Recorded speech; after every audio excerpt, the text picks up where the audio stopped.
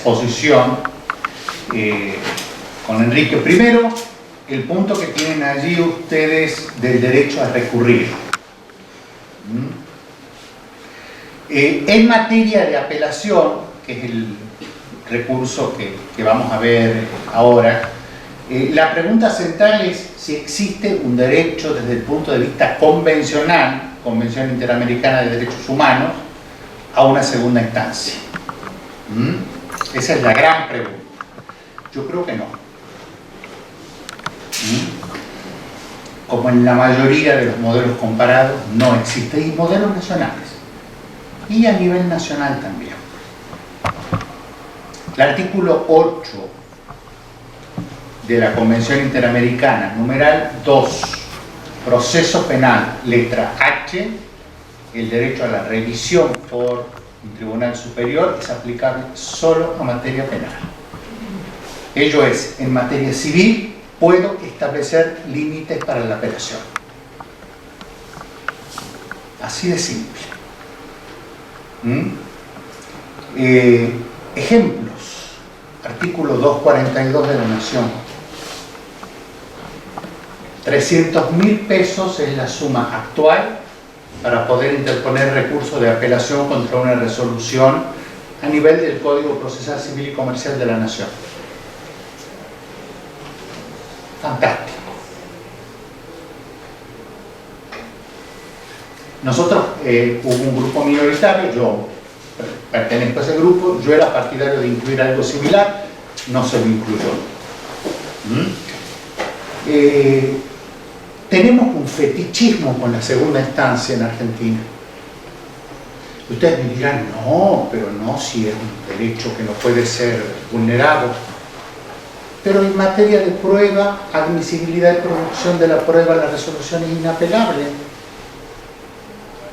¿Cómo? Para la sentencia definitiva usted me habla de un derecho convencional y para la sentencia que rechazan la admisibilidad y producción del recurso, inapelables directamente, las declaran no.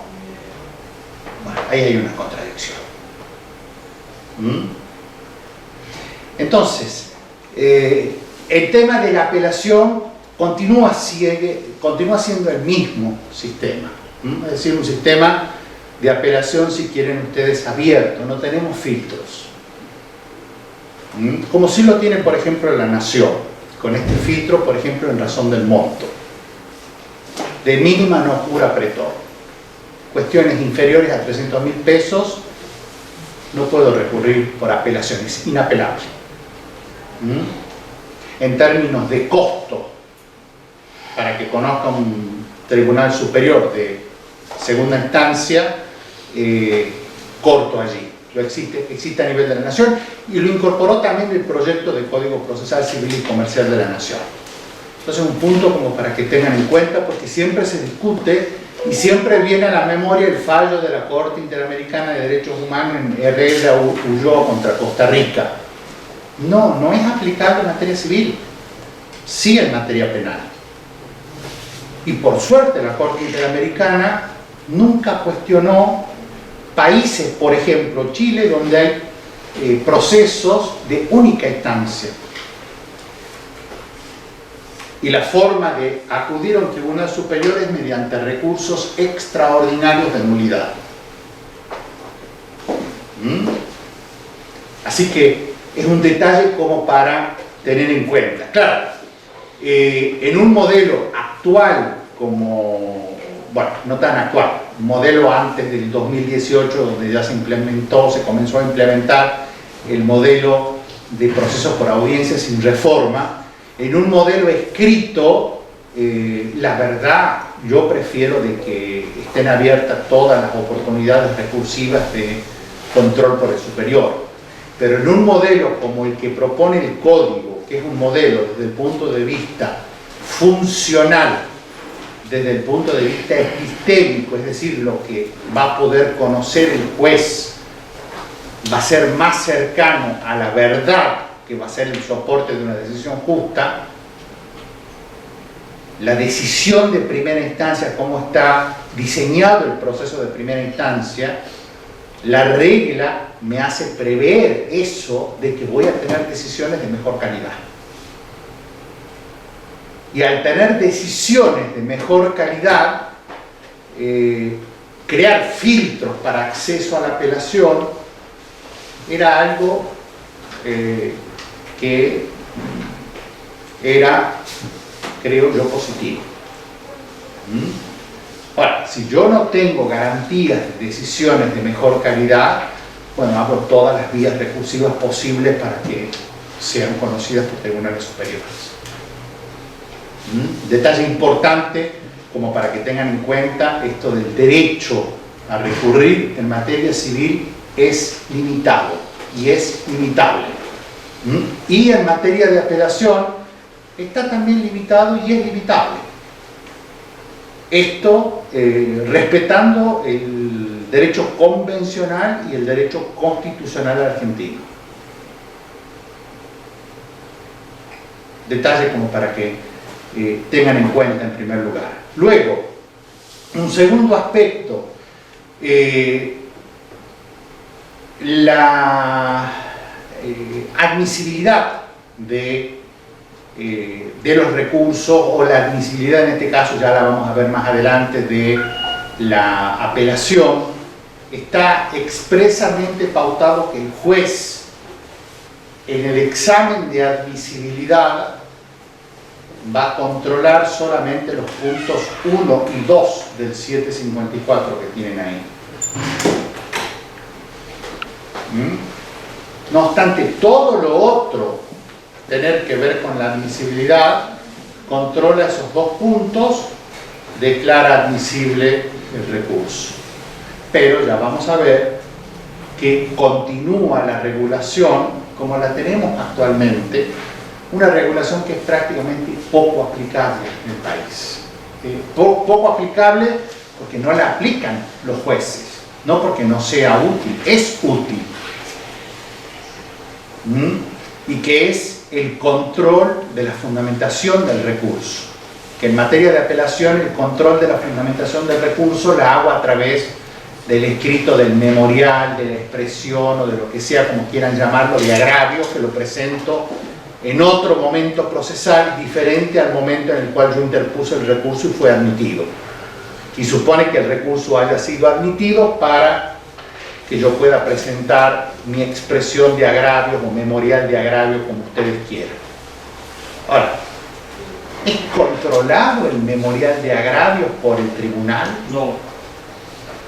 En términos de controlar que sea algo adecuado, ya vamos a ver de que tenemos actualmente una regulación.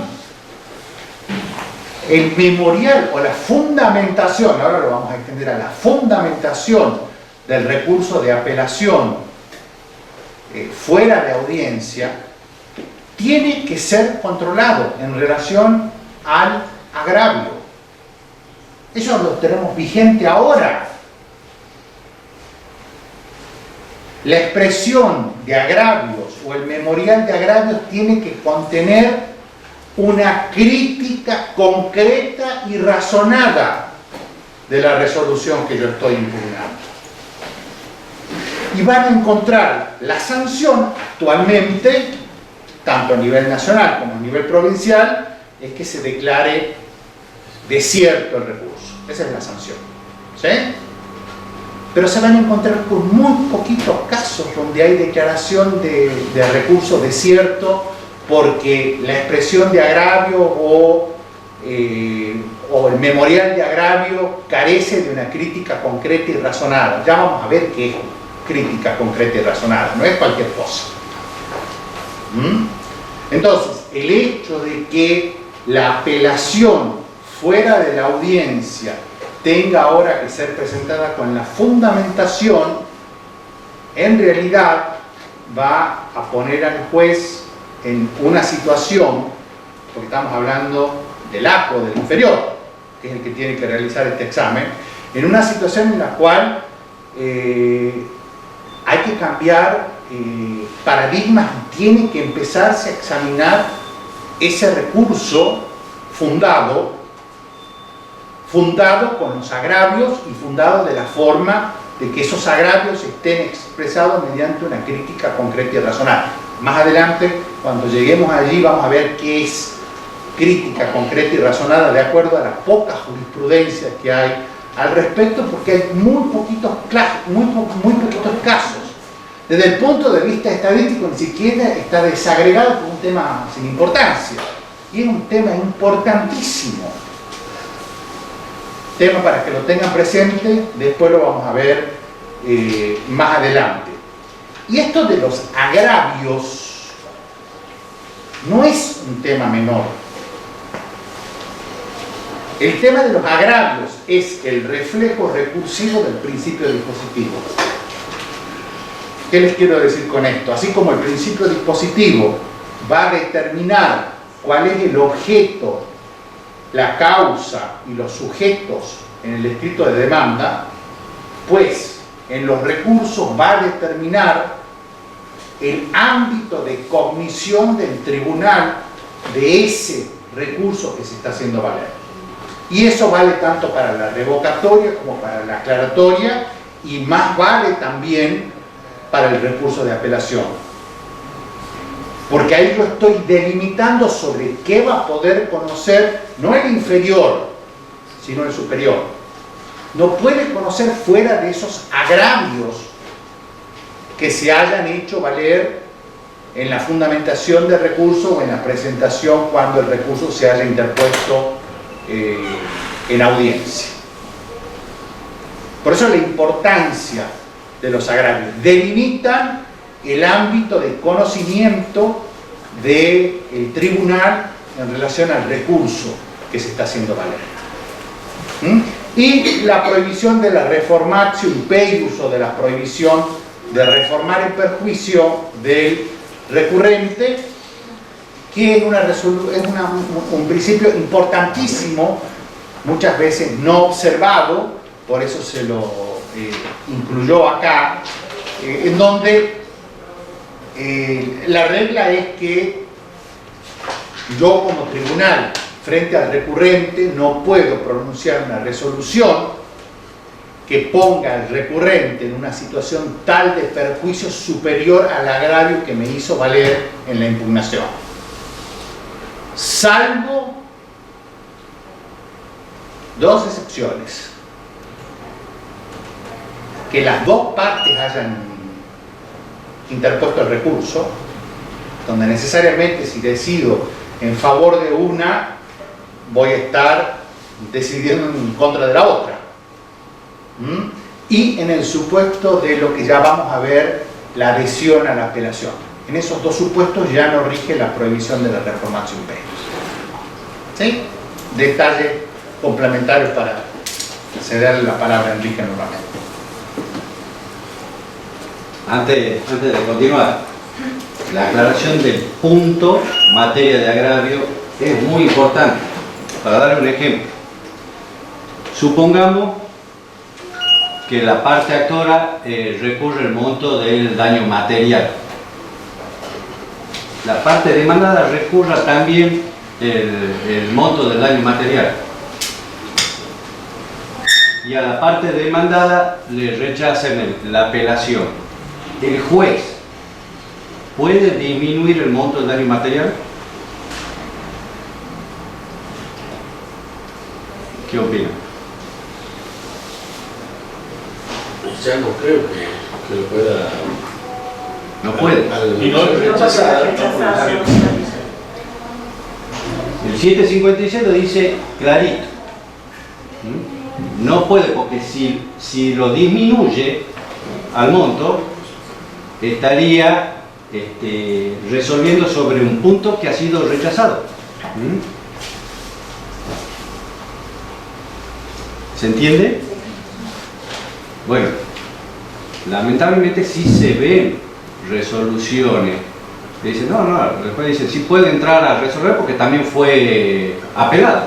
No, bueno, la apelación fue sobre este punto, fue rechazada. Entonces queda resolver el agravio del actor. Lo que podría el juez es dar más, dar lo que pide el actor, pero no darle menos. Bien.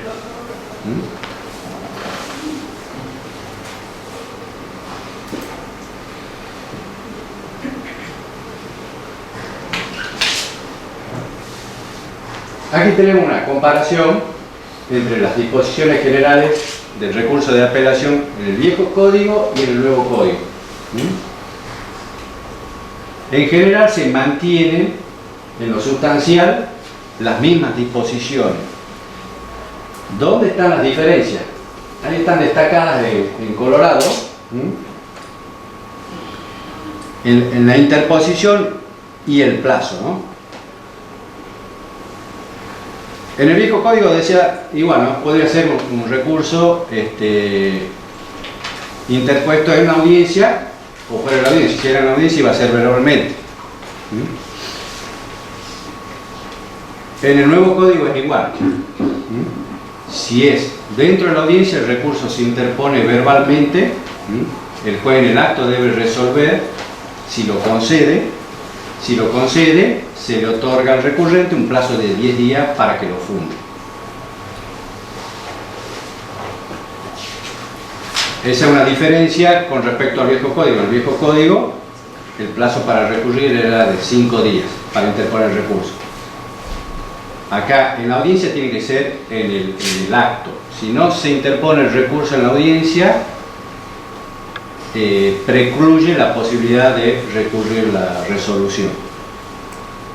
Contra las resoluciones dictadas fuera de la audiencia, el recurso debe interponerse por escrito y debidamente fundado ante el juez que dictó la resolución impugnada dentro del plazo de 10 días de su notificación.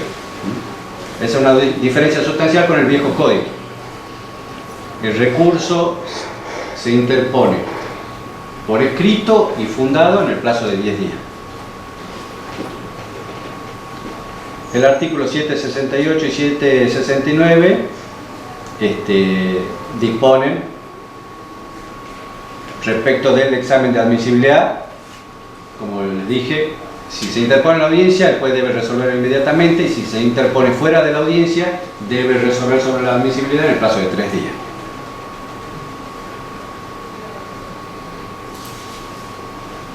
Ahí Enrique, si es posible que vos le des un ejemplo cuando sea fuera de la audiencia, desde el nuevo código, si se puede. Yo sé que te voy a hacer pensar, pero... Sí. Lo que pasa es que... Porque serían muy pocos los casos. Hace poco los casos fuera de la audiencia. A ver, el nuevo código dice que la sentencia definitiva puede dictarse en 3 oportunidades. En la misma audiencia, y se dicta la sentencia y se expresan los fundamentos. Se dicta la parte dispositiva y los fundamentos se lo postergan. O la sentencia se dicta junto con los fundamentos fuera de la audiencia. Yo creo que por ahí en la audiencia sería, ojalá sean muchos los casos donde se dicten sentencias en audiencia. Sería ese el momento de interponer el recurso, y la fundamentación, si se conoce con posterioridad, se fundamentaría con posterioridad. Otro caso, Álvaro. Otros casos, es muy simple la respuesta. Esto no lo podemos ver descontextualizado de la regulación de los incidentes y del recurso de revocatoria. Hay una nueva clasificación que no la conocíamos, no la teníamos, no la aprendimos, no la vimos en la universidad, y que es nueva. Incidentes y o revocatoria y o apelación en audiencia, incidentes y o revocatoria y o apelación fuera de la audiencia. Es un criterio de clasificación importante a tener en cuenta. Esto de fuera de la audiencia necesariamente van a ser sobre cuestiones absolutamente residuales. Siempre y cuando ya se hayan resuelto lo que llaman las defensas previas, las clásicas excepciones perentorias o dilatorias. Ahí sí es importante, porque hay cosas que se van a discutir fuera de la audiencia y dentro de la audiencia. Pero de ahí en más, todo lo principal del proceso se hace en audiencias. todo lo principal del proceso se hace en audiencia, de forma tal que todo lo que es la litigación satelital fuera de la audiencia y los recursos fuera de la audiencia, salvo lo vinculado a lo que refirió Enrique, por ejemplo, pronunciamiento de la parte resolutiva y se difiere no más allá de 60 días hábiles con fecha y hora, día en el cual va a estar disponible la sentencia íntegra, o directamente diferimiento del pronunciamiento de la sentencia definitiva, no más allá de 60 días con determinación de fecha y hora que va a poder ser conocida y accedida en secretaría del tribunal. Ahí planteo el recurso fuera de la audiencia. Y por escrito. Y por escrito. ¿Se dan cuenta? Entonces es importante que distingan esto: incidentes, recursos fuera de la audiencia, dentro de la audiencia. Porque si es dentro de la audiencia, además, si es materia incidental, se resuelve en la audiencia. Si es fuera de la audiencia, ahí tiene la tramitación escrita, pero todo lo que va a ser fuera de la audiencia necesariamente tienen que ser cuestiones absolutamente accesorias y de menor importancia. Aplicación de astreinte, por ejemplo.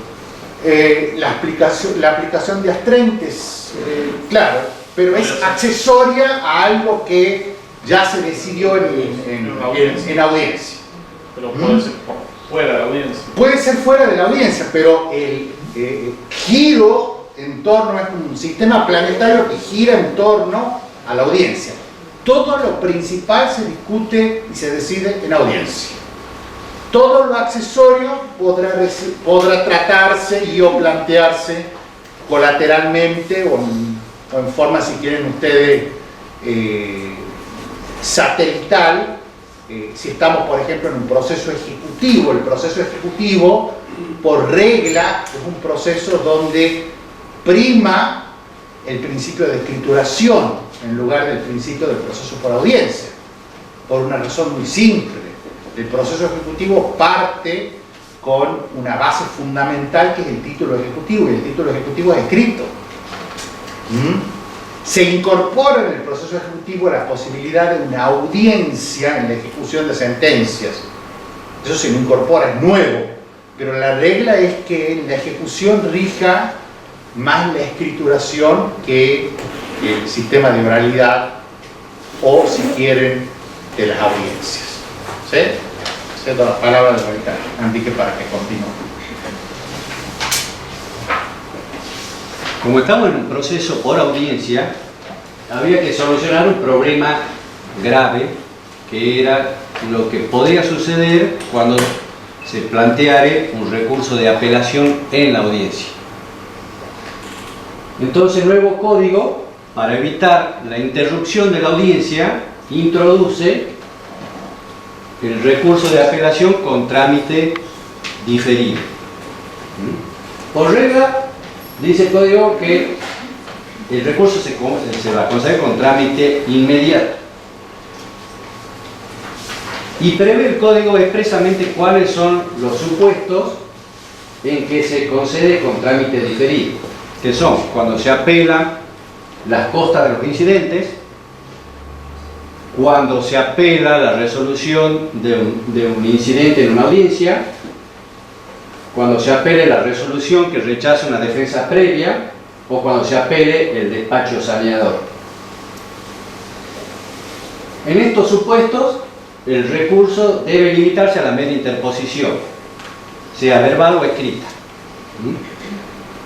Escrita, por ejemplo, va a ser cuando se rechace, cuando se recurra el rechazo de una defensa previa. En el escrito de apelación contra la sentencia definitiva, el recurrente, ¿cuál es la particularidad del trámite diferido? De esta manera se pospone. ¿Por qué trámite diferido? Porque se pospone la fundamentación del recurso al momento de la apelación de la sentencia definitiva. Es la única manera de evitar la interrupción de la audiencia y la frustración en definitiva del proceso y la dilación por años, ¿no es cierto?, para resolver una cuestión tal vez en muchos casos insustancial. Y además un pequeño detalle, perdón, Enrique, que yo apele ahora una resolución incidental, no necesariamente va a implicar que porque ahora tenga una resolución incidental en mi contra, voy a tener después una sentencia definitiva en mi contra. Bien puedo tener una sentencia definitiva por la cual yo gane, con lo cual todas las apelaciones diferidas que interpuse ya no tienen sentido. Si gané, no voy a interponer recurso de apelación contra esa sentencia definitiva. ¿Se dan cuenta? Ese es el rol del trámite diferido. El único caso que es complicado de todos los mencionados, porque todos los que están mencionados allí son muy simples y son justamente en audiencia. Hay uno que es importante y que recuerden el proceso: interposición de la demanda, notificación de la demanda, y el demandado tiene que presentar el mismo escrito, principio de concentración, si hace valer defensas previas, la contestación de la demanda y en su caso la reconvención, en un mismo escrito.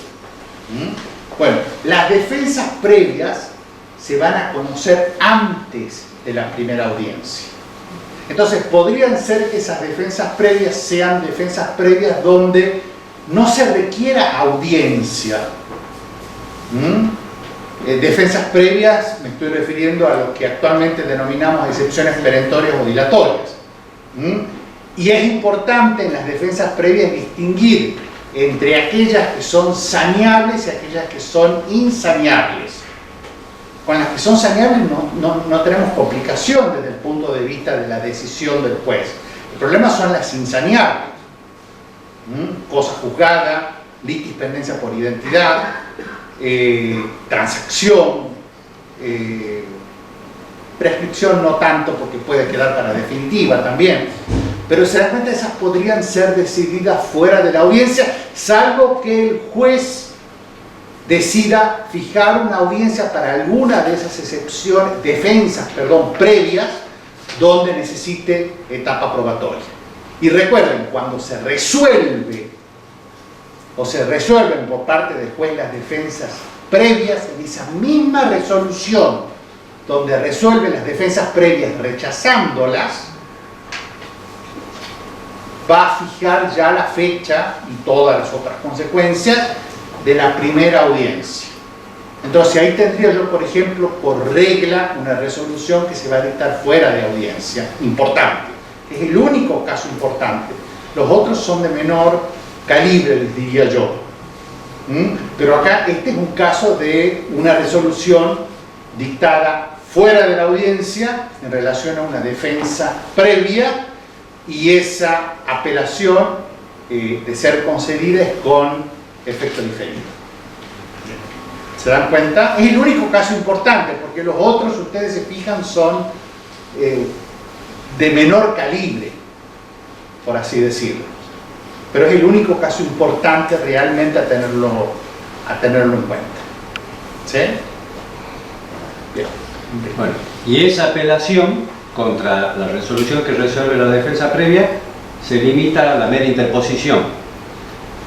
El recurrente, al momento de apelar la sentencia definitiva, si aún tiene interés, porque puede ser, como dijo Álvaro, que la sentencia le sea favorable, entonces no va a tener interés en continuar con la apelación de esa defensa previa, resolución, tiene la carga de mantener la apelación.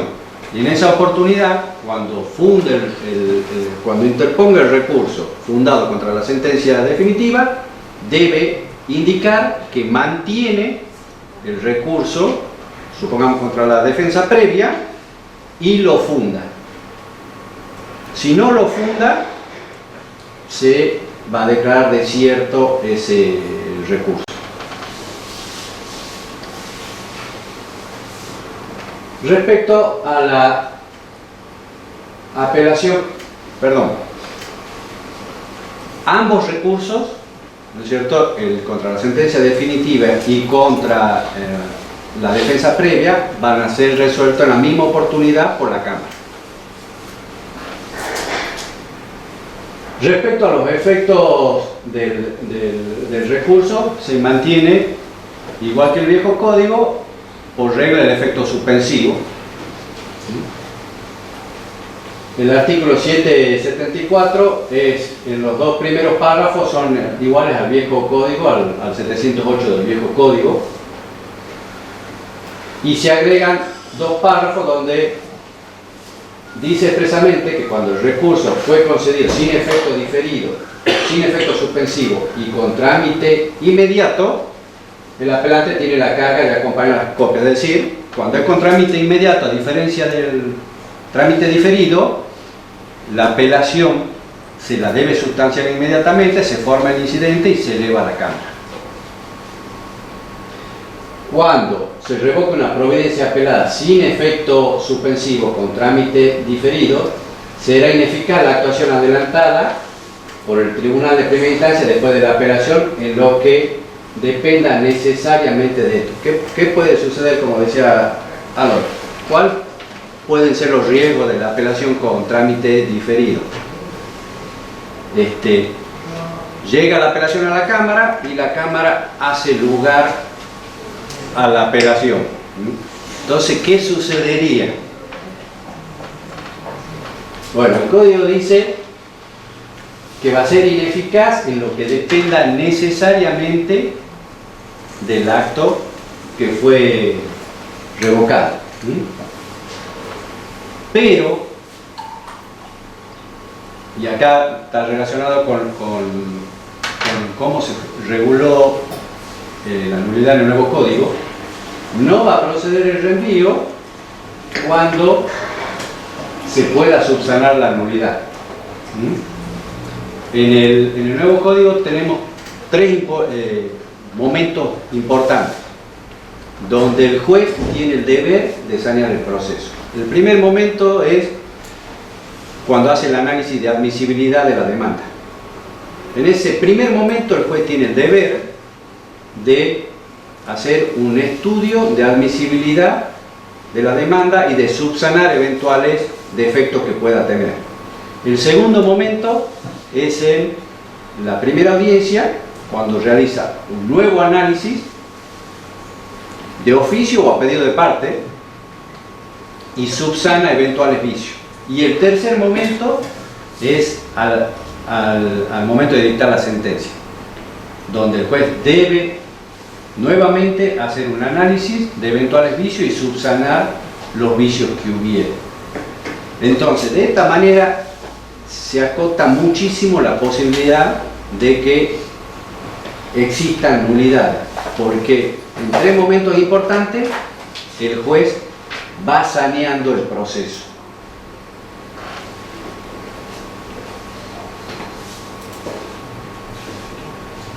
Y acá un detalle antes de que continúe Enrique, ya lo vamos a ver más tarde. Hay una reformulación, y esto tiene que ser, se le prestó poca atención, la verdad, en los debates académicos, pero hay una reformulación que también tiene que ser una reformulación cultural en torno a la nulidad procesal. La nulidad procesal, tal cual la tenemos regulada hasta el día de hoy, ha originado más perjuicios que beneficios. La nulidad procesal impide llegar a una decisión de mérito. Y yo, tal cual la tengo regulada hoy, a la nulidad procesal, puedo hacer uso y abuso de la nulidad procesal e impedir llegar a una decisión de mérito. Lo que se hizo en el código, y por eso es un tema importante, al cual se le prestó poca atención, reitero, es un cambio radical de la nulidad procesal. La nulidad es un mecanismo de ultima ratio. Yo acudo a la nulidad procesal como mecanismo de ultima ratio, a lo último a lo cual acudo. ¿Por qué? Porque primero tengo una cantidad de oportunidades de saneamiento que no es sino la aplicación del principio de conservación del proceso. Primer punto. Y segundo, para yo solicitar la nulidad procesal necesito perjuicio procesal. La nulidad procesal, a diferencia de la nulidad de un derecho sustantivo, la nulidad de un contrato, la nulidad de una licitación en materia de derecho público, no necesita perjuicio, no necesita daño, basta el vicio. La nulidad procesal no. La nulidad procesal necesita vicio, perjuicio, que no haya habido convalidación y que el que solicita la nulidad no la haya ocasionado. Por eso la nulidad se transforma en el código en una institución excepcionalísima. Y esto es pasar de la visión formalista del proceso a una visión de un proceso instrumental y de un proceso eficaz y eficiente. Había que cambiar sí o sí lo regulado a la nulidad procesal. Ya lo vamos a ver más adelante para que vean los cambios relevantes, porque es una institución importante en los cambios que va a tener y en el uso de futuro con el nuevo código necesariamente excepcional y restrictivo.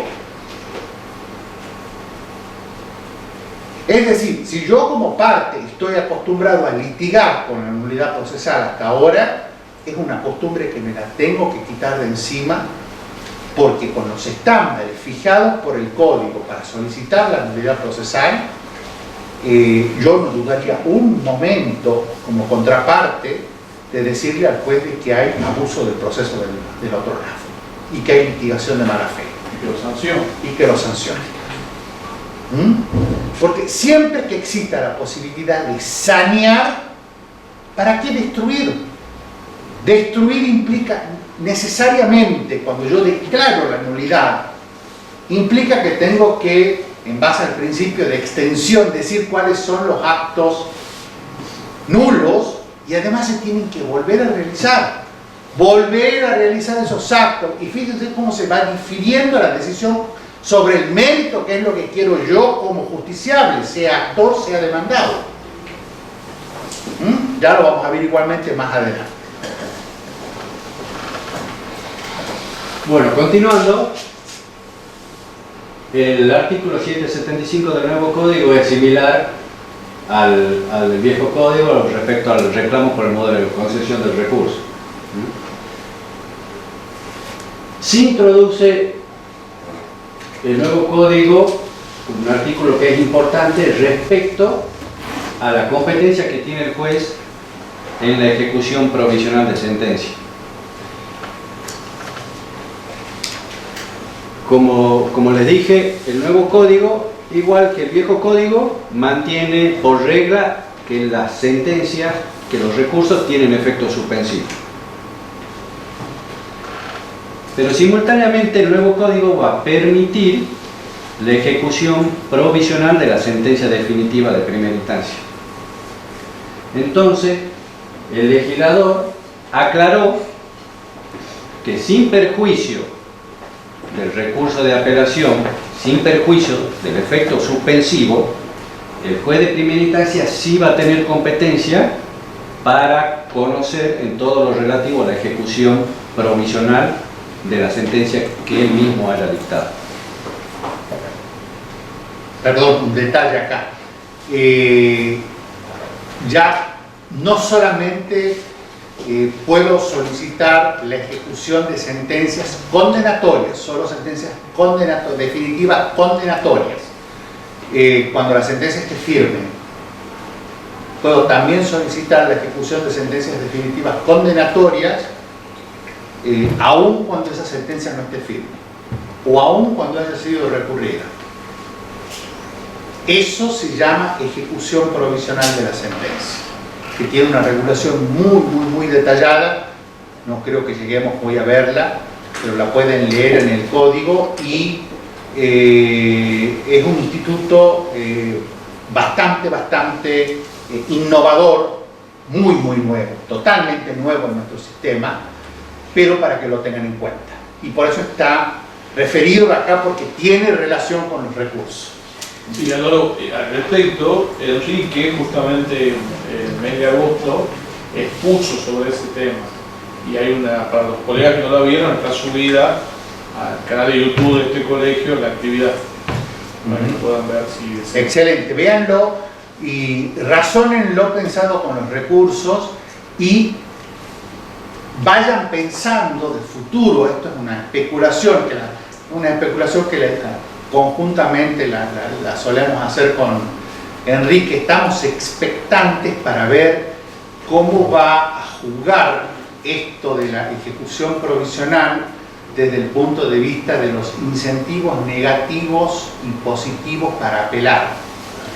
¿En qué medida yo voy a interponer una apelación si la contraparte está solicitando que ya la resolución se ejecute provisionalmente en mi contra?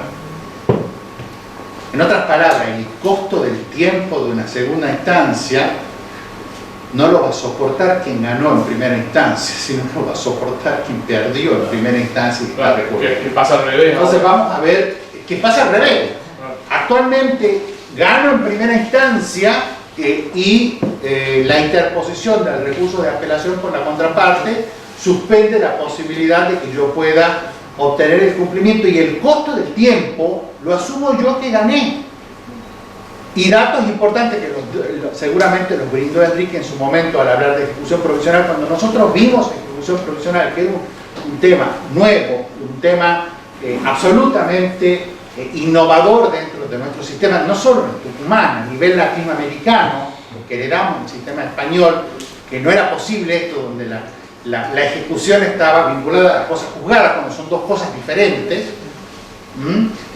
Tuvimos en cuenta y analizamos datos estadísticos, y las tasas de confirmación en el 2019, donde ya se había implementado el sistema de procesos por audiencia sin reforma, las tasas de revocación de sentencias o de invalidación en segunda instancia eran tasas que no superaban el 30%.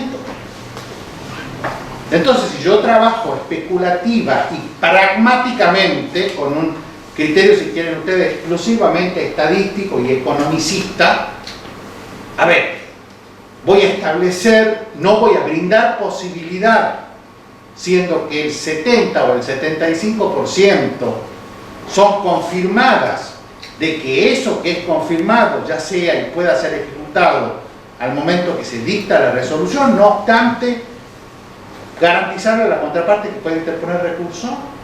Tengo que reconocer esos datos estadísticos. ¿Se dan cuenta el rol?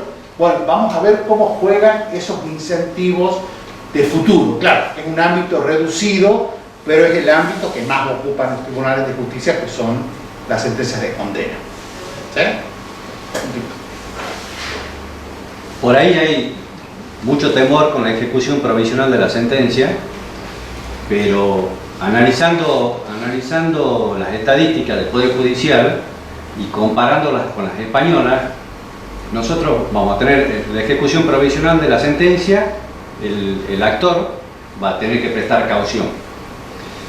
Según las estadísticas del Poder Judicial, el 83% de las sentencias de primera instancia son confirmadas total o parcialmente. A pesar de esas estadísticas, digo a pesar, el actor tiene que caucionar para poder ejecutar. En el sistema, en la ley de enjuiciamiento civil española, tenían, al igual que nosotros, la obligación de caucionar. En el año 2000 los españoles, con las mismas estadísticas que tenemos nosotros, cambiaron el sistema y el actor no tiene que caucionar, tiene que caucionar el demandado. Y tiene una lógica, porque ya hay una sentencia pronunciada por un juez, luego de debate y prueba, que le dio la razón al juez. Entonces no es equitativo que sea el actor al que se le dio la razón que siga soportando el tiempo del proceso. señora, usted que perdió, quiere seguir litigando, hágase cargo del tiempo del proceso. Afiance, si usted cree que tiene razón, afiance y siga litigando.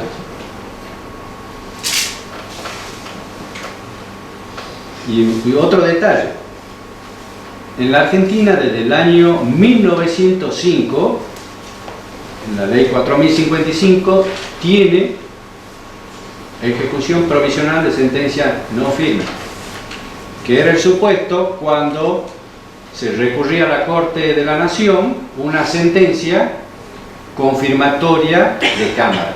En ese supuesto, el actor podía ejecutar esa sentencia prestando fianza, desde 1905. Eso se le copia a la Ley de Enjuiciamiento Civil Española del año 1883, creo. Bueno, a la provincia llega casi 150 años después.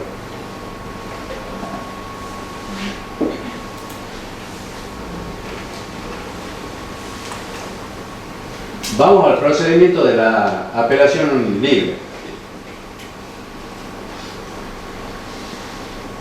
La novedad de la apelación libre es la audiencia de vista del recurso. En esa audiencia de vista del recurso, si hay pruebas para producir en la audiencia, se va a convocar, la Cámara va a convocar una audiencia donde en esa audiencia se escucharán a los testigos, se podrá tomar declaración a la parte.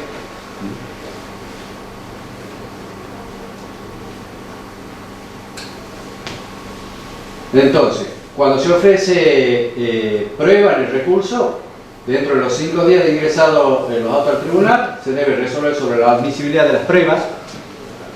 Con el recurso, también principio de concentración, por eso siempre estamos volviendo a los principios. Con el recurso de apelación se deben ofrecer las pruebas. Entonces, cuando llega el recurso a la Cámara hace un análisis de admisibilidad y provee las pruebas. Se fija la audiencia de vista del recurso en un plazo que no podrá exceder de los 30 días. Si no hay pruebas para producir, se llama auto para sentencia. En la audiencia de vista del recurso, el código prevé que el presidente o el vocal preopinante haga una relación sucinta de lo decidido en primera instancia y de lo planteado por el apelante y por el apelado. Las pruebas, dice el código, se rigen en cuanto fuere compatible por las mismas disposiciones de las pruebas en primera instancia.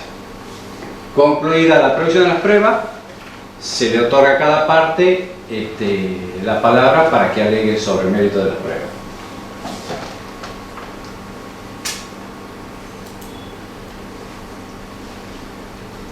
El procedimiento de la apelación en relación es exactamente el mismo del viejo código, no hay cambio, el único cambio está referido a cómo se integrarán las disidencias. Era un tema que preocupaba a los vocales cómo se iba a resolver en casos de disidencias sucesivas. Llegado el momento de que hubiera 3 votos diferentes. En ese supuesto que puede ser, seguramente va a ser muy excepcional, dice, cuando aún con el voto de 3 vocales no se logra conformidad, el cuarto vocal que integre el tribunal para la resolución del caso debe adherir a uno de los 3 votos. Acá, perdón, un pequeño detalle antes de... 2 pequeños detalles antes de continuar. Primero, lo que les había comentado hace rato de la crítica concreta y razonada. Ahora vamos a volver mucho más, todavía a primera instancia. El 769 dice que el examen de admisibilidad del recurso se reduce exclusivamente, el juez, el inferior, solamente a los puntos 1 y 2 del 754. En el 754 es donde vieron resoluciones que sean impugnables por el recurso, plazo, formalidad, es decir, solamente puede controlar los 2 primeros.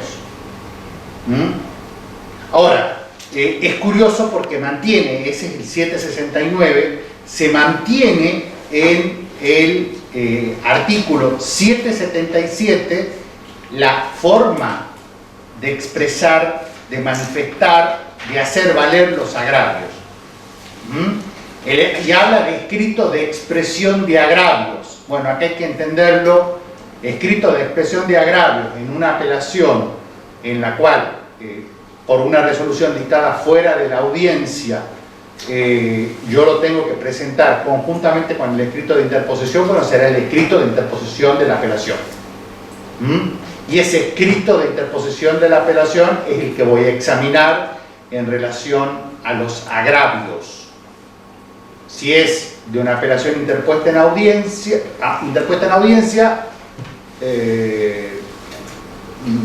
una resolución dictada en audiencia y interpuesta en audiencia, tengo los 10 días para presentar la expresión de agravio, y en ambos casos tiene que tratarse de una crítica concreta y razonada.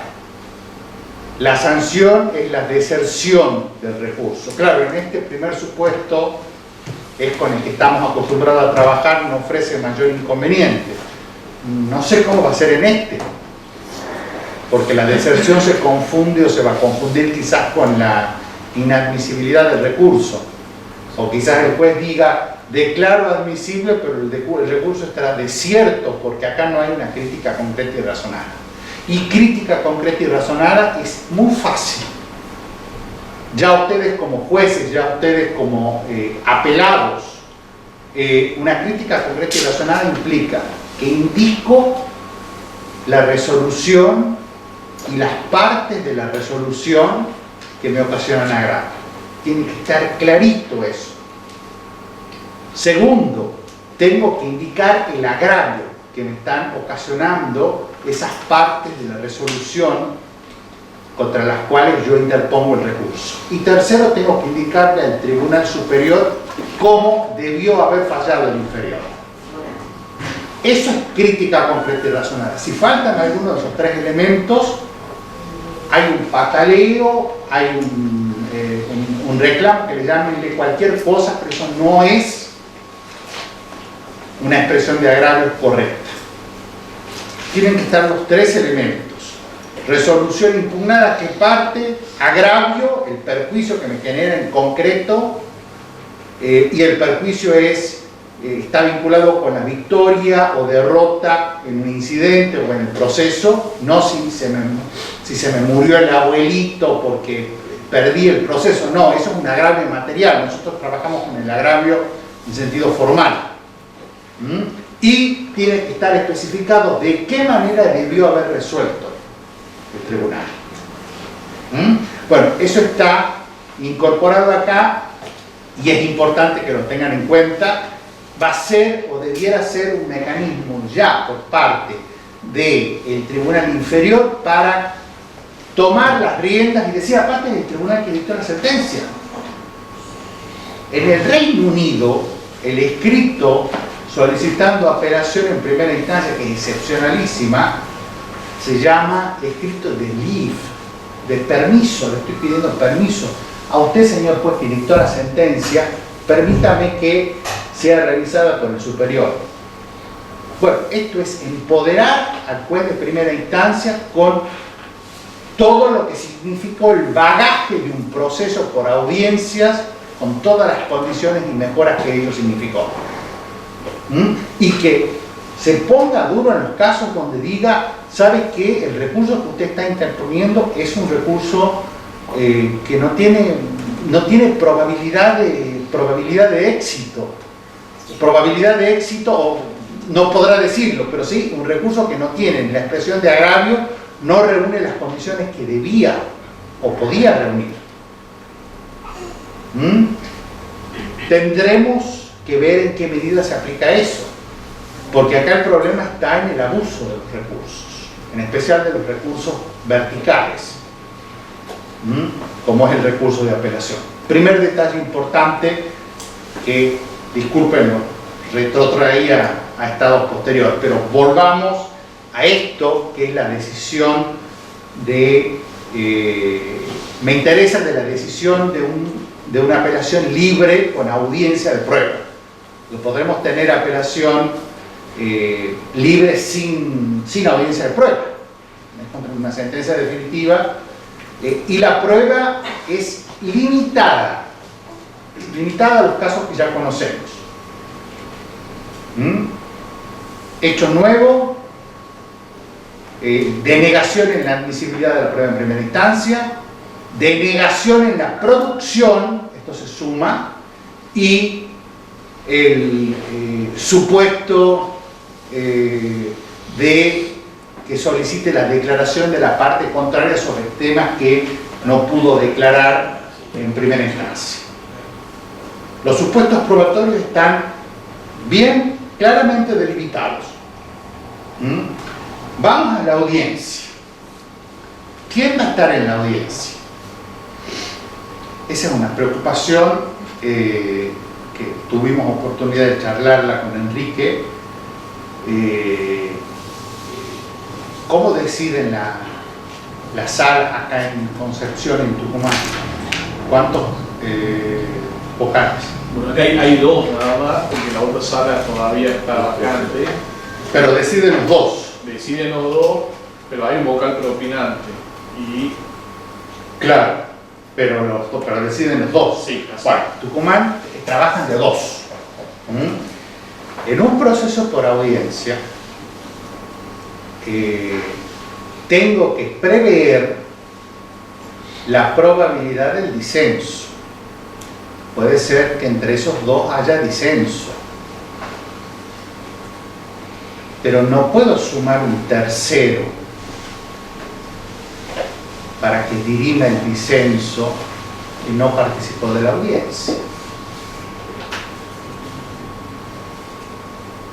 Es lo que se llama, es un principio básico que lo deben conocer ustedes en materia procesal penal, lo que es en el caso del juicio oral, donde hay 50.000 audiencias, se me enferma Juan, el juez Juan, o la identidad física del juzgador. El que tuvo inmediación con las partes probatorias y que tiene que tener inmediación decisional, no sé. Entonces, quizás habrá que pensar que las audiencias en realidad debieran ser tomadas al menos por tres vocales. Y lo que prevé, la disposición esta que se incorpora del cuarto es cuando entre los tres haya una disidencia, que eso ya es mucho menos probable. Y ese cuarto se incorporaría simplemente para adherir y conocer más sobre el derecho que sobre los hechos alguna de las posiciones mayoritarias. Pero se dan cuenta el problemita que el penal lo ven. Ustedes si llegan a tener una audiencia en materia penal donde tienen hoy a X, a Y y a J, y mañana en vez de J les aparece Z, porque J tuvo un viaje, no sé qué, una conferencia en no sé dónde, y le aparece, no señor, usted no estuvo en la audiencia de ayer, no conoce de esto, aun cuando lee y pueda ver las grabaciones, se está vulnerando la identidad física del juzgador. Bueno, ese es un tema pendiente, yo no sé no sé cuán discutido, creo que nulamente discutido todavía en términos de cómo se va a trabajar, porque con dos, como se está acostumbrado a trabajar, se trabaja con dos porque normalmente están de acuerdo. Claro, hace un acuerdo previo, lo conversan. Claro. Bueno, ahora lo van a conversar, lo van a tener que estudiar previamente, porque van a ir a una audiencia donde van a estar las partes, que van a estar los abogados de las partes, y va a haber alegatos, y si no conocen el caso, se dan cuenta todos, por las preguntas que haga el presidente o que hagan algunos de los vocales. Y el problema es qué pasa si hay dos, y esos dos después van a deliberar y piensan diferente. ¿Qué vamos a integrar un tercero que no estuvo en esa audiencia, donde se produjo prueba y donde alegaron los abogados? No sé cómo vamos a hacer. Pequeño detalle como para que lo tengan como saber. Pero está firmado. ¿Ah? Está grabada. No es suficiente.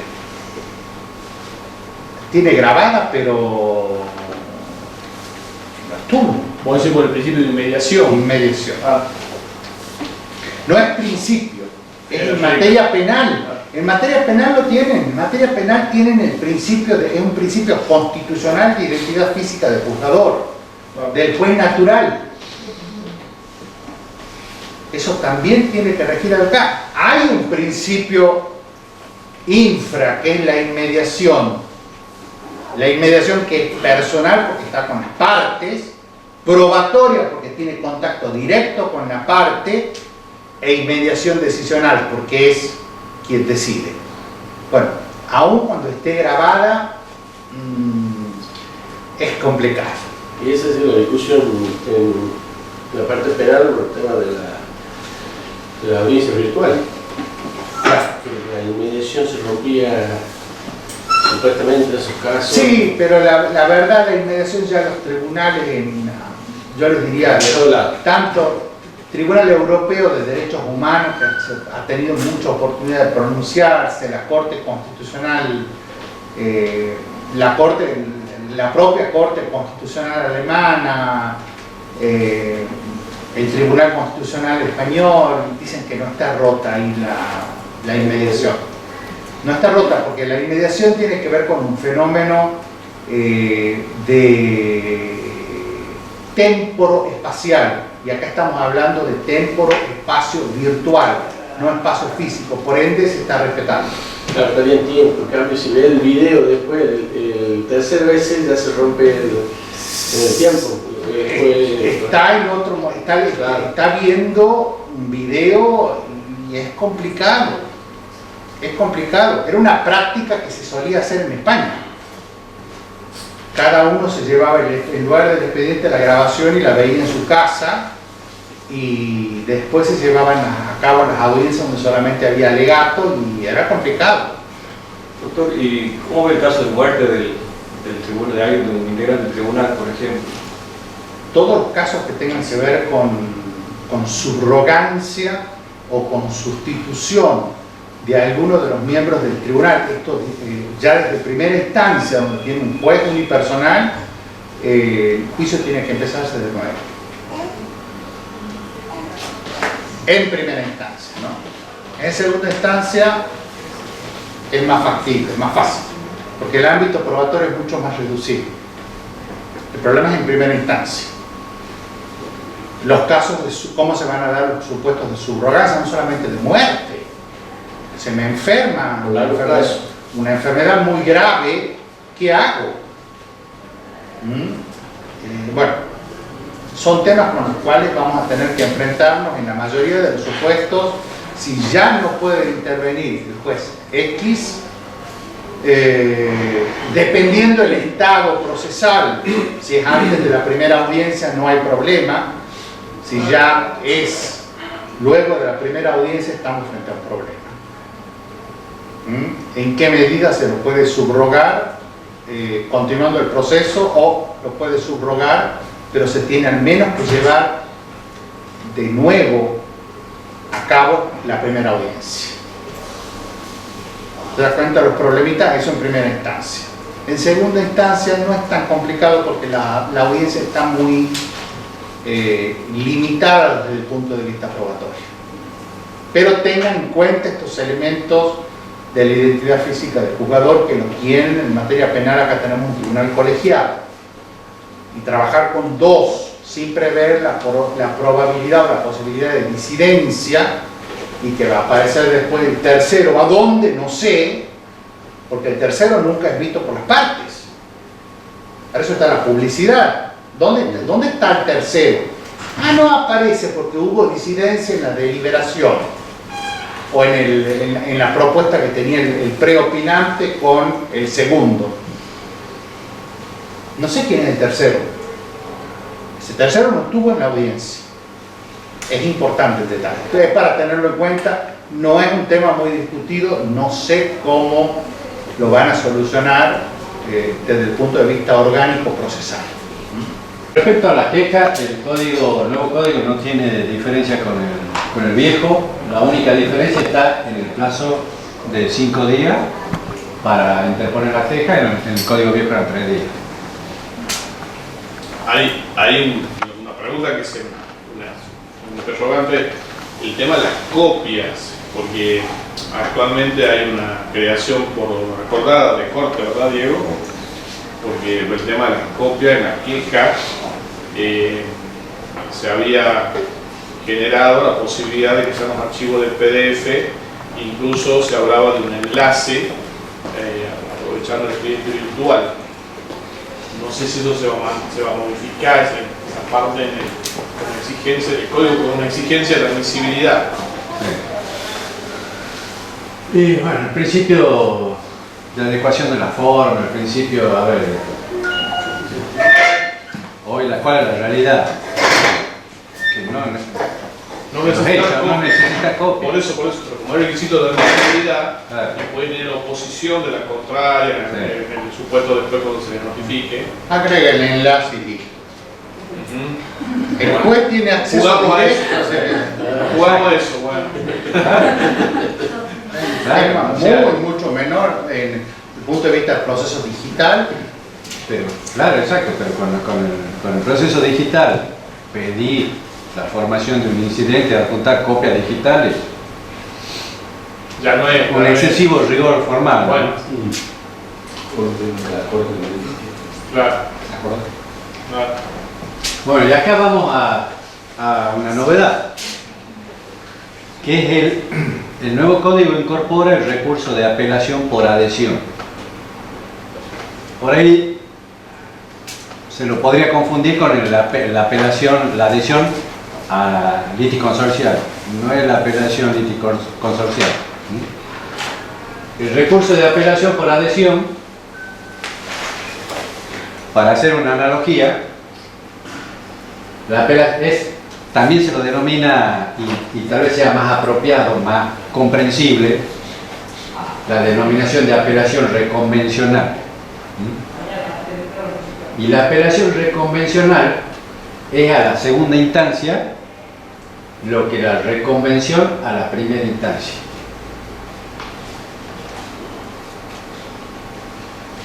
Creo que con eso queda claro que cuando hablamos de apelación por adhesión estamos hablando de una reconvención de la apelación planteada por la contraria. ¿Cuál es el sentido de este nuevo instituto? Es un instituto que lo tienen otras provincias, lo tienen en otros países, la Ley de Enjuiciamiento Civil Española, Mendoza, Córdoba, Santa Fe. ¿Cuál es el sentido, y hablando de los incentivos y desincentivos que el código nuevo introduce? Nos ha pasado que muchas veces se dicta la sentencia, no nos da, a la parte actora no nos da todo lo que queríamos, pedíamos 100 y nos da 70, 80, y quedamos con la duda, ¿qué hacemos? ¿Seguimos litigando o no seguimos litigando? Tomamos la decisión de no seguir litigando y la parte contraria apela. Bueno, esa apelación le otorga la oportunidad a la parte que no apeló oportunamente a adherir a esa apelación de la parte contraria y impugnar la sentencia en lo que no le ha sido favorable. ¿Qué implica la apelación por adhesión? Que haya vencimiento recíproco de ambas partes. Es decir, la sentencia no conformó a ninguna de las dos partes, totalmente. ¿Cuáles son los incentivos? Interpuesta la apelación por adhesión, es decir, yo pedía 100, me dieron 70. Apeló la parte condenada, apelo, y ahí, jugando los incentivos, dice la parte contraria puede decir, a ver, no me conviene seguir dilatando este proceso con pocas posibilidades de éxito.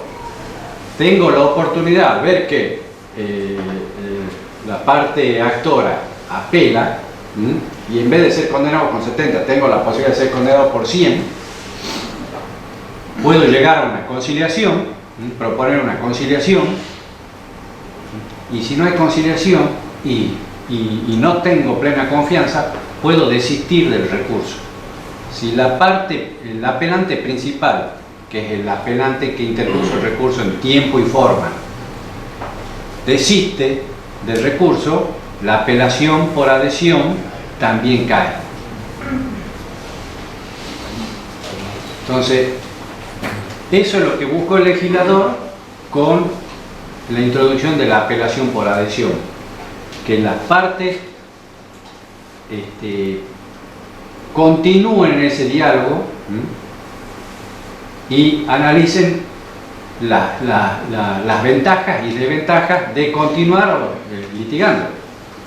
A todos nos pasa muchas veces, decimos, bueno, no voy a apelar, y resulta que nos terminan apelando por una cuestión nimia que no significa más dilación.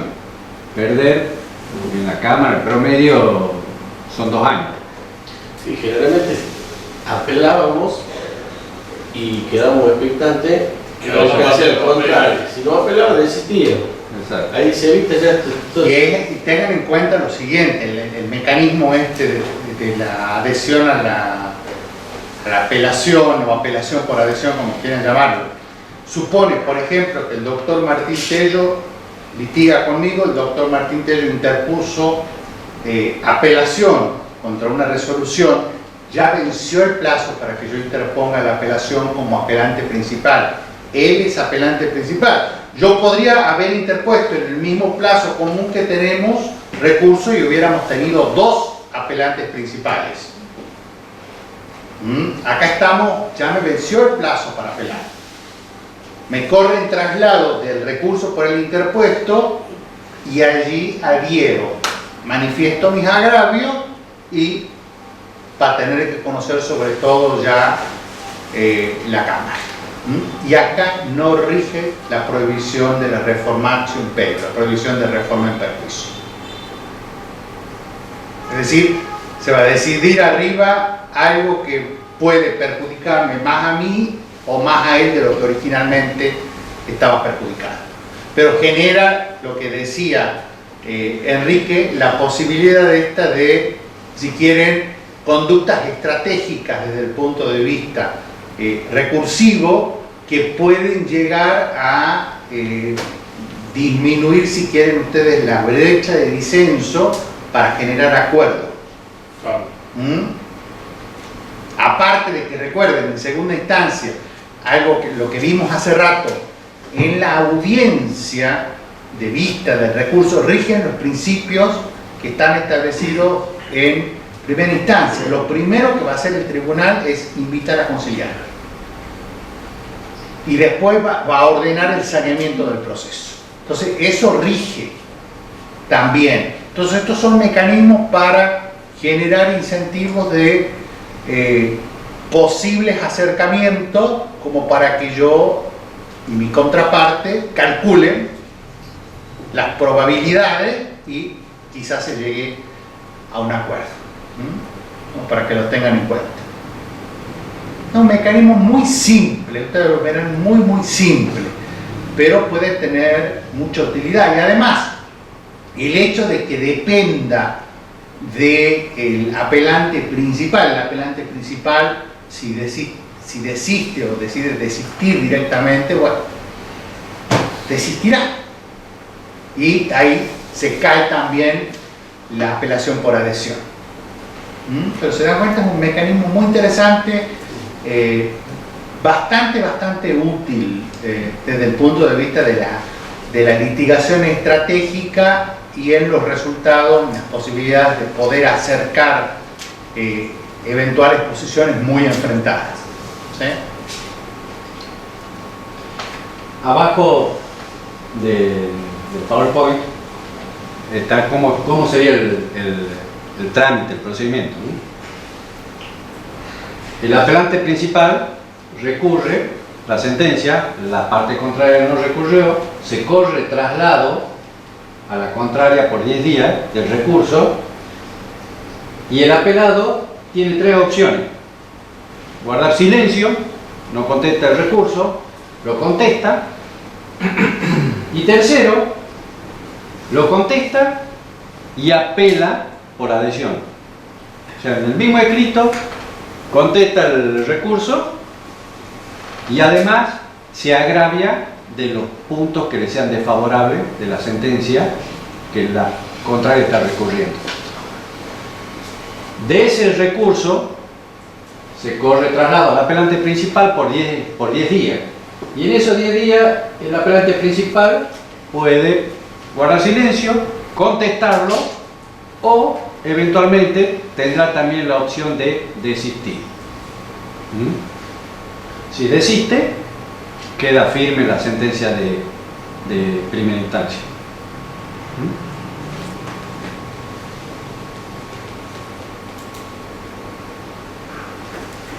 Y ese desistimiento, el tema de las costas, habrá también que analizar ahí si conviene o no por el tema de la imposición de costas. No sé qué opinas, Álvaro, vos desde tu experiencia. No, yo creo que acá es costa por su orden. Claro, por eso, si es costa por su orden, bueno, analizamos y si corresponde desistimos. Claro, porque yo apelé, Claro. pero el otro adhirió. Por Es decir, eso. los dos decidimos asumir la empresa.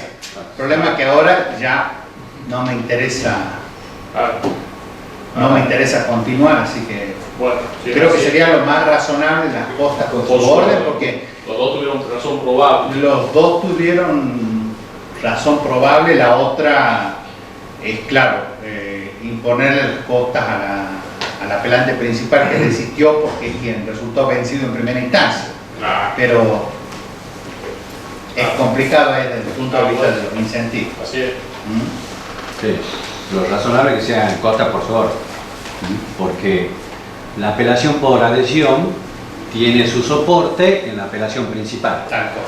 Entonces, si por cualquier motivo esa apelación principal cae, lo razonable es que las costas sean por su orden. Si no, nunca va a querer Claro, por eso, Listo. Si no se seguimos y que Tal cual. Se pierde uno de los incentivos a la conciliación o a evitar que se continúe litigando. La apelación por leyes especiales, el artículo 800 es exactamente igual al viejo artículo 742. Recurso de nulidad, Álvaro. Sí, acá plantearlo, te dejo aquí los detalles del recurso de nulidad, pero acá plantear lo que habíamos visto hace rato, la nulidad como último recurso, como medida extraordinarísima. Lo que tienen ahí abajo es lo que rige el principio de saneamiento y de conservación. Es un principio que se lo viene aplicando ya desde primera instancia. Entonces, si yo pretendo interponer recurso de nulidad contra la sentencia definitiva, primero por defectos de la sentencia no lo voy a poder hacer. Tengo que incluirlo como agravio especial en la apelación. Rige el principio que rige actualmente: la apelación abarca la nulidad. Si yo en la apelación actual hago valer como agravios que son vicio, perjuicio que genera una nulidad, se conoce a través de la apelación.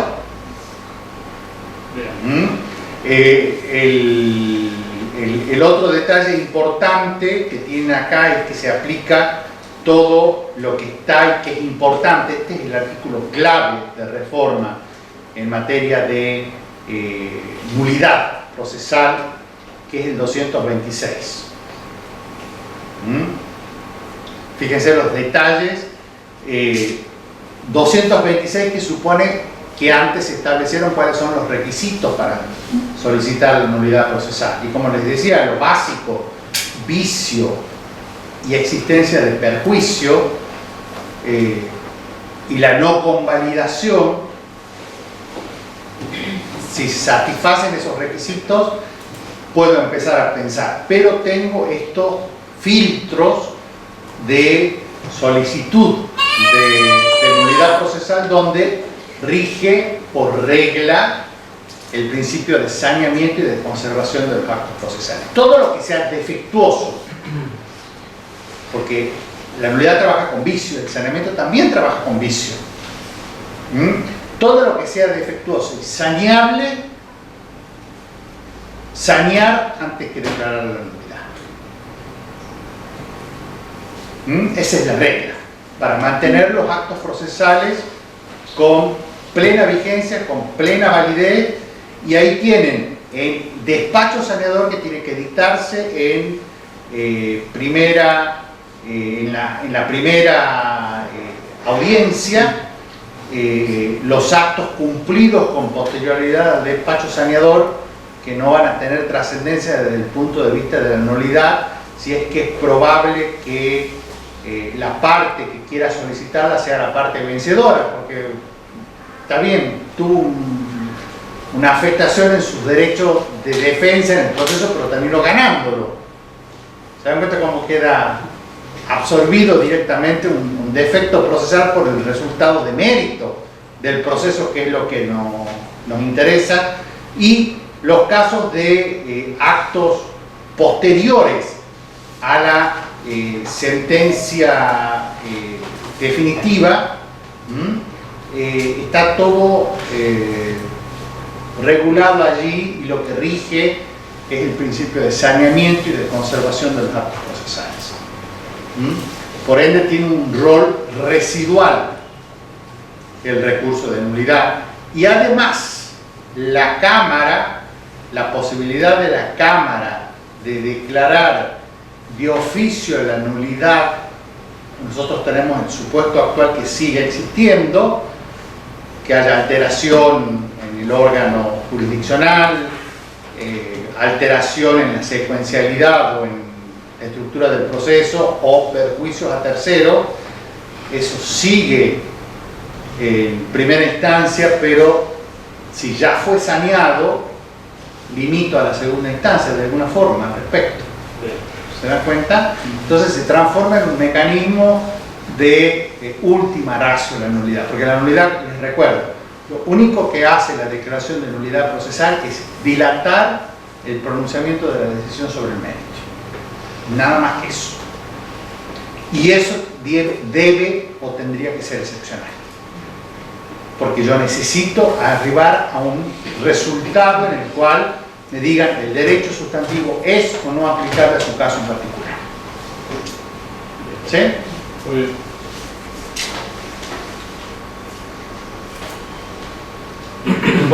Álvaro pregunta que Sí, releyendo la anterior secuencia, ahí habla de la nulidad de oficio cuando hay un defecto en la constitución del órgano jurisdiccional, que podría ser el caso que conversamos hace minutos sobre la integración de los jueces de cámara.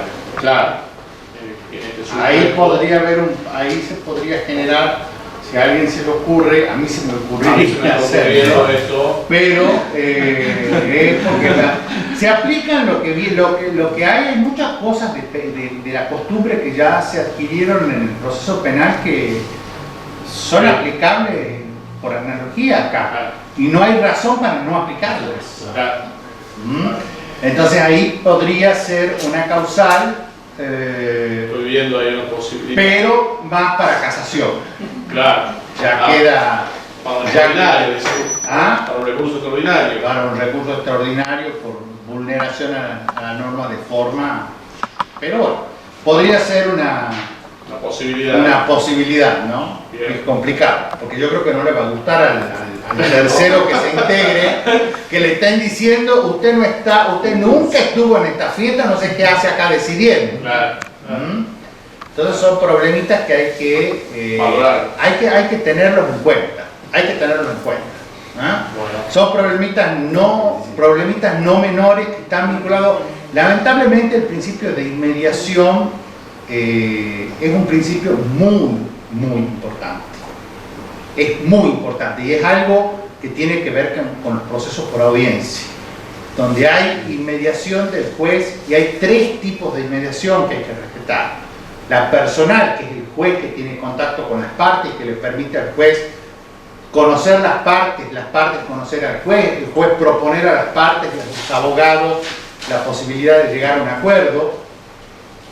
Eso se llama inmediación personal. La inmediación probatoria, que es la más importante, una de las más importantes, porque el juez tiene contacto directo con la prueba, ya no es a través de, no, es un contacto directo con la prueba.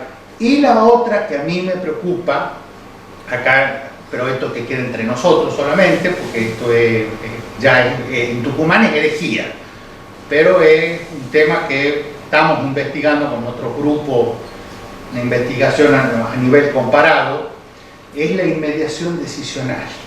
Sí. De esto que queda entre nosotros. A mí no me gustan los relatores. No, me gustan, pero que controlen la sentencia redactada por el juez. Ah. Esto de tener un tribunal colegiado detrás de la oficina del despacho, detrás de donde se lleva a cabo la audiencia, ustedes preguntan en otros países, hicimos una especie de pseudo preencuesta con la pregunta bien simple: ¿quién redacta la sentencia definitiva en su país? En Europa todos es el juez, es el trabajo del juez. Es el trabajo del juez. ¿Existen estos sujetos relatores? Sí, existen, pero en el Tribunal Constitucional o en las Cortes Supremas, pero para determinados roles. En Latinoamérica los únicos países que dijeron la redacta el juez, no existen sujetos similares a los relatores, fueron Uruguay. No hay cómo, sí o sí la tiene que redactar el juez.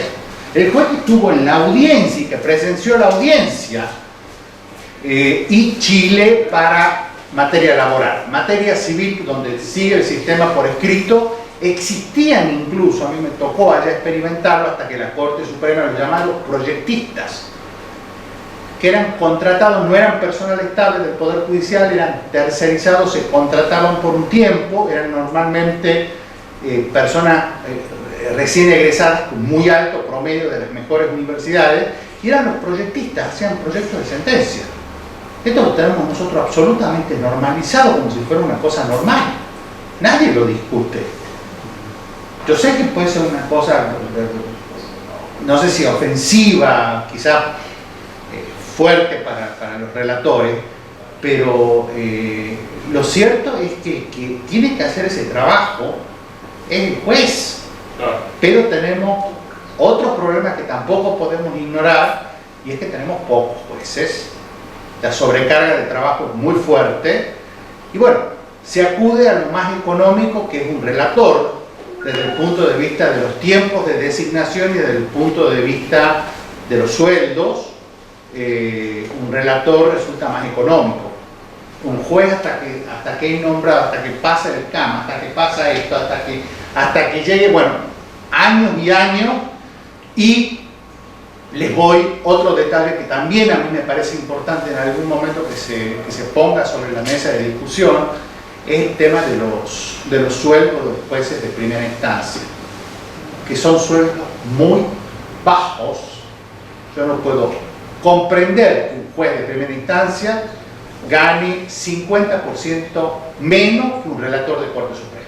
Eso me resulta incomprensible. Claro. Me resulta incomprensible. Más en un sistema como este de procesos por audiencia. Si yo no estimulo económicamente a un juez de primera instancia con esto, reconociéndolo, están en la escala salarial a nivel octavo. Un relator de Corte Suprema está arriba, gana. Entonces es inconcebible. La carga de trabajo y sumar el número de jueces en lugar del número de relatores, tiene que ver con la inmediación que estamos dejando de lado, que es la inmediación decisional, y que es importante. Porque no se me ocurre cómo va a ser el relator en los procesos por audiencia. Irá a suceder como pasa, similar como pasa en penal, que está el audiencista ahí en la sala y está viendo a ver qué pasa y está ya redactando, la verá el juez después, la firma, no sé cómo irá a ser. O queda la otra alternativa, que ya la mencionaron acá, que vea la grabación, pero no puede hacer el relator la valoración de la prueba. Eso es un acto exclusivo del juez. Estamos vulnerando el principio del juez natural. Estamos vulnerando el principio de indelegabilidad de la función jurisdiccional. Y de indelegabilidad y de exclusividad de la función jurisdiccional. Que sea un magnífico relator que redacte algo magnífico, no me interesa. Doctor, disculpe, y ahí usted decía que no creía mucho en la falibilidad, pero si tenemos relatores que están supliendo tareas jurisdiccional, ¿no puede haber una falibilidad en la valoración de la prueba que se da en la práctica? Es que ni siquiera hablaría de falibilidad. Ahí no está haciendo ni siquiera valoración de las pruebas, el juez le está haciendo el relator. Claro. Lo que pasa es que nosotros ya lo tenemos tan naturalizado prácticamente a esto. En materia penal quizá es un poco menos fuerte. Ya no son relatores, ¿cómo se llama? Asistentes de jurisprudencia. Auxiliar de jurisprudencia lo que dice el nombre. Pero en realidad hacen prácticamente lo que hacen los relatores, pero una sentencia en un tribunal de juicio oral es un poquitito más complicada y interviene un poquitito más el juez que participó. Entonces es un tema que lo hemos naturalizado, pero no es natural.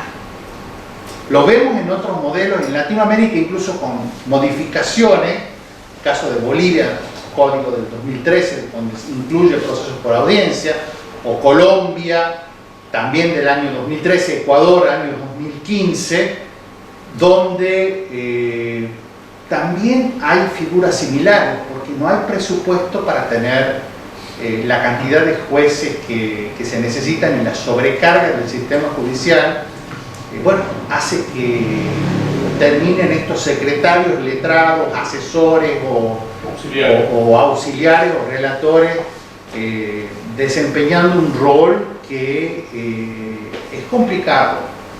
Vayan y vean en la ley orgánica del Poder Judicial qué rol tiene el relator. Sí, los relatores no tienen la obligación de excusarse.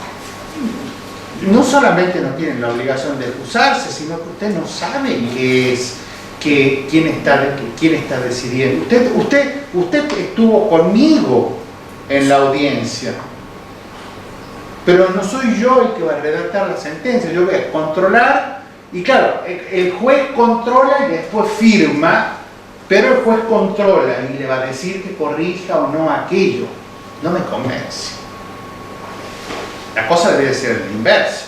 El juez que redacta, un asistente para que controle si hay errores o algo, o le indique algo al juez. Pero no sé cómo va a ser qué es lo que más me interesa, la valoración de la prueba y la decisión. Tengo por valorado y valoro estos hechos, tengo por probado estos hechos por tal motivo, no tengo probado estos hechos por tal motivo, aplico esta norma jurídica. Esa es tarea que tiene que hacer el juez, no el relator. Entonces tenemos un problemita que se da en muchos países de Latinoamérica. Otro detalle que también se da en muchos países de Latinoamérica en esto es que hay los relatores normalmente tienen calificación académica superior a la del juez. Maestrías que no tiene el juez, por ejemplo, o hasta doctorados que el juez no los tiene. Es magnífico para una corte constitucional o una corte suprema, pero también es complicado en la corte suprema. La desproporción, 6 a 7 relatores por cada vocal, con sueldos 50% superiores a los de un juez de primera instancia, con la carga de trabajo que va a tener en este sistema de procesos por audiencia. A mí me parece, la verdad, una afrenta a alguien que está en primera instancia desempeñando un rol es muy pesado. Hay que ponerse en la piel de un juez en procesos por audiencia, donde tiene que estar desde el punto de vista emocional, desde el punto de vista psicológico y desde el punto de vista físico, con un trabajo que es fuerte. Claro, un momento después de tener que redactar es complicado, pero hay que empezar a pensar cómo se va a solucionar eso, porque si no vamos a tener complicaciones, porque estamos trabajando no con un tribunal unipersonal, sino que estamos trabajando con un tribunal colegiado. Simplemente como para que lo tengan en cuenta, no es para que lo digan en voz alta, porque muchos se van a enojar, los jueces se van a enojar porque en realidad el relator le quita carga de trabajo. Claro. Y el relator obviamente se va a enojar porque uno está diciendo, señor, lo que usted está haciendo, yo no sé si corresponde que lo haga. Así que se van a enojar de los dos lados, pero hay que por lo menos dejar planteada la duda, ¿no? Como para preguntarse. Nosotros vamos a editar el video. Edítenlo y eliminen eso. Tranquilos. Vamos a editar el video. Bueno, ya terminamos con disposiciones transitorias importantes. Entra en vigencia el 1 de noviembre. Artículo 824. Las normas sobre recursos se aplicarán solo a aquellos que a la fecha de entrada en vigencia de este código no hubiesen sido interpuestos. Importante para tener en cuenta, ahora, en breve. 10 días. Y entra en vigencia un día, martes, miércoles. Claro. O sea, que tengo que ¿Qué apelar. hacemos con la sentencia notificada 2, 3 días, 5 días antes? Bueno, en el 825 dice que se aplican los plazos más amplios. Bueno, o sea que ahí como abogado nos puede beneficiar, especular y apelar el hacer hora del 1 de noviembre. Si le da tiempo. Pero ella va a tener que ser fundada. Bueno, no sé. Claro. Los plazos están ampliados, pero los detalles de esto va a ser complicado. Detalles para tener en cuenta. Solo vamos a tener que esperar 10 días porque la sentencia queda firme. Claro. Antes esperábamos 5, ahora tenemos que esperar 10. Claro. Exactamente, tal cual. O iniciar la ejecución provisional. Claro. Iniciar la ejecución provisional a partir de Tienen la posibilidad también, así que son toda una serie de dudas que hay que verle en la práctica. Yo creo que todavía nos falta ver bien el temita orgánico funcional de la segunda instancia, porque ahí también va a tener que haber en la apelación libre calendarizaciones. No es tan simple. Claro, y ahí en la audiencia de vista, ¿hay algún video que puedan ver de algún Se modelo? aplican las reglas previstas para las audiencias. Sí, Tiene que pero haber ¿hay algún video que se pueda ver, sobre todo a los abogados jóvenes, que puedan ver de derecho comparado una audiencia de vista de recursos?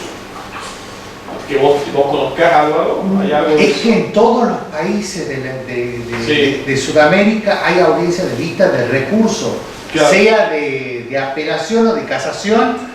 Ir a una audiencia de vista es lo máximo que le puede suceder a un abogado. Claro. Nosotros nunca. Claro, por es eso muy raro. la pregunta mía es si vos podés recomendar un enlace, un link para los Cualquier jóvenes. está lleno en internet, buscado es en poner YouTube. audiencia de vista de apelación, audiencia de vista de casación, y van a poder ver de cualquier país de Sudamérica, salvo en Argentina. En todos los países de Sudamérica no hay casación sin vista de casación. En especial las salas tienen el recurso, tienen la vista, Sí. tienen momento culmine donde se escuchan todo. El caso, por ejemplo, de Chile, Chile tiene en segunda instancia y en la Corte Suprema, tiene relatores, pero que no son los relatores nuestros, son los relatores que vienen de la tradición colonial española. El relator, de ahí viene la palabra relator. El relator lo que hace es lo que nosotros pusimos acá que haga el vocal preopinante. El relator lo que hace es le relata al tribunal, el doctor Diego, el doctor Martín y algunas de ellas son los que van a integrar la sala. Bueno, yo como relator vengo y les cuento de qué se trata el caso. Públicamente en la audiencia. Comienzo yo el relator. Como la lectura de la acusación. Este caso se trata de esto y aquello. Es más vale que el relator lo diga con detalle porque están los abogados ahí. Claro. Después que termina el relator de relatar, se le da la palabra a los abogados para que hagan sus alegatos, 15 a 30 minutos dependiendo del caso, y se cierra a deliberar. Lo que hace el relator es relatarle al tribunal de qué se trata el caso, en público. Eso implica que los vocales tienen que venir con conocimiento del caso, porque si no se van a perder con lo que les cuenta el relator, y además están los abogados de las partes allí que van a alegar después sobre el caso. Y ustedes dirán, pero no sirve, ¿para qué se va a estar alegando sobre una cuestión de derecho en la casación? Sí, sirven los argumentos que pueda dar un abogado, que pueda dar el otro abogado, sirven al momento de sopesar que tenga que decidir la respectiva sala de una Corte Suprema o de un tribunal de casación. Tiene su importancia. Pero fíjense en internet, pongan la audiencia de vista de casación, audiencia de vista de apelación, y van a ver, cualquier país en Latinoamérica tiene audiencia de vista en los dos recursos. Doctor, Sí. una pregunta que, teniendo en cuenta el fuero laboral, que lo aplica como de manera supletoria el Código Procesal Civil y que ahora va a ser a nuevo, hay algunos institutos, por ejemplo, de la ejecución esta provisoria, ¿qué interpretación tendría usted con respecto a si se puede aplicar o Sí, sí se puede aplicar. No hay ningún problema en aplicar. En materia laboral, lo único que van a tener, que yo lo veo como un poquito complicado y que yo preferiría, para mí, por ejemplo, prefiero la aplicación del Código Procesal Laboral, son los supuestos de silencio en la contestación de demanda o los supuestos de incomparecencia o de falta de contestación. Porque en materia laboral la norma es dura. habilita medidas? No, salvo en lo menos. Claro. Si yo no contesto a la demanda, Porque tiene por... se lo tiene. El juez debe tenerlo. En cambio, en el código el juez podrá. Entonces yo ahí aplicaría el Código Procesal Laboral. Ahí tienen, por ejemplo, un aspecto interesante a tener en cuenta. Y algo en materia laboral que creo va a ayudar en su momento mucho es cuando entra en vigencia el proceso monitorio. Claro. Que para los laboralistas que trabajan normalmente, porque normalmente las pretensiones y las sentencias en materia laboral, yo les diría en materia laboral individual, no colectiva, ¿no? En materia laboral yo les diría que un 80% son pecuniarias. Sí. La restitución o al puesto Como desalojo, son excepcional. cosas muy excepcionales. Normales son pecuniarias. Bueno, el monitorio va a ser una institución que va a ser de muchísima utilidad y va a ayudar a descongestionar bastante a los tribunales laborales. Bastante. Con el monitorio, recuerden, va a descongestionar muchísimo la justicia laboral. Porque eso sucedió en los países donde implementaron el monitorio, en donde primero impactó en materia laboral, se descongestiona mucho. Bueno, correcto. Así que bueno, hay que usarlo. ¿Alguna otra pregunta que quieran hacer? Doctor Val, si lo quiere. No, agradecerle nomás a la doctora por la apelación de honorario, que está regulado por la ley de honorario. no está tocada todavía la ley de honorario. Estaban trabajando, Se hizo un proyecto con el doctor Enrique Sancho Miñano en el año 2019, que incluso contó con una adhesión de nuestro colegio, con las autoridades que tenía en ese entonces. Proyecto que quedó, que va a volver a ser tratado, analizado. Y bueno, ahora creo que está también en la comisión, el colegio formó una nueva comisión para analizar la reforma del 5480. Es imprescindible. Tenemos que hacer ¿Cómo fijar un horario con la nueva estructura procesal y con la vieja ley de horario? Es imposible, no tengo cómo. Se cambian las etapas. El hecho, el detalle que justamente pensando de que se iba a demorar, y no nos equivocamos en su momento, la verdad, el tema de la ley de honorario, el tema de la conciliación, decidimos ponerlo directamente ya en el código. Lo de la conciliación, ¿saben la novedad buena esta de la conciliación? Sí. A ver, en la primera instancia, o también en segunda instancia, en la primera instancia el juez los invita a conciliar. Bueno, la base de honorarios a regular va a ser como si se hubiera tramitado el proceso completo, con primera, segunda audiencia y sentencia. Es decir, eso es un incentivo para que el abogado le diga al cliente, vamos, y fíjense que en segunda instancia también tiene utilidad, porque es con lo que tiene que comenzar, como es de aplicación supletoria, lo establecido para las audiencias en primera instancia. En segunda instancia es lo primero que va a hacer la Cámara, bueno, o la Sala. Nos pongamos de acuerdo, ¿para qué vamos a esperar que termine esta audiencia, después hasta que se dicte sentencia? Sí, lo mismo. Va a ser mucho más, en donde se lo ha incorporado mucho más, tiene mucha más utilidad en segunda instancia que... Bueno, en primera tiene mucha utilidad también, pero va a servir, un incentivo interesante. Pensando de que se iba a demorar, la ley de honorario justamente está incorporada en forma expresa en el código. Avenimiento y conciliación. Los dos, como si se hubiera tramitado todo el proceso.